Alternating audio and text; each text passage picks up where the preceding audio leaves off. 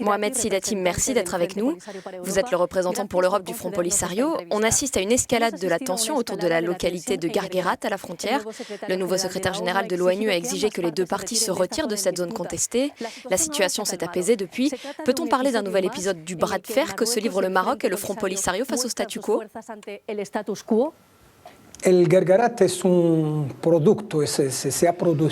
Ce qui s'est produit à Guerguerat, c'est que le Maroc a violé le cessez-le-feu en allant au-delà de son mur de défense. La tension était très forte de manière générale, mais cet épisode ne doit pas occulter le fond du problème, celui de la question du Sahara occidental. Le nouveau chef du Front Polisario, Brahim Ghali, a dit que toutes les options étaient désormais ouvertes. De quelles options parle-t-il précisément? Nous avons exprimé la frustration ressentie par le peuple sahraoui. Et le président Brahim Ghali a insisté sur le fait que nous privilégions la voie pacifique. Parlons à présent du bras de fer autour de l'économie qui a d'importantes répercussions pour l'Europe. La Cour de justice de l'Union européenne a estimé en décembre dernier que les accords d'association et de libéralisation conclus entre l'Union européenne et le Maroc ne pouvaient pas s'appliquer au Sahara occidental sans avoir eu au préalable le consentement du peuple sahraoui. Quelles sont les conséquences de cet arrêt sans précédent pour le Front Polisario?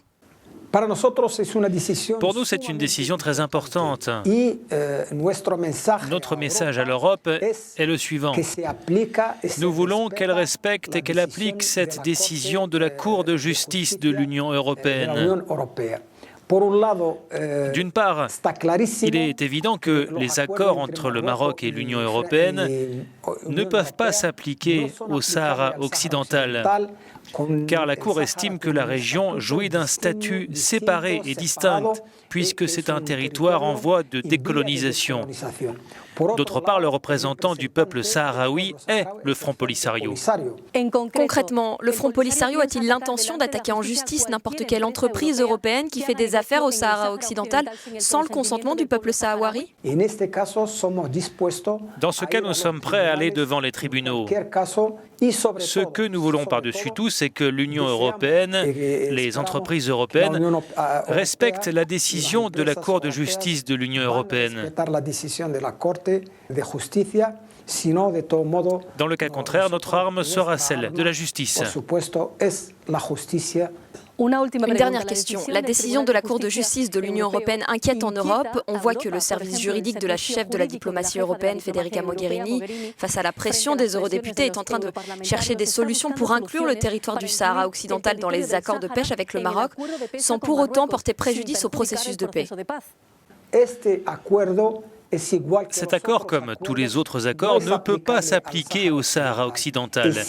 Et si l'Union européenne a des intérêts au Sahara occidental, alors elle doit nécessairement négocier avec le Front Polisario.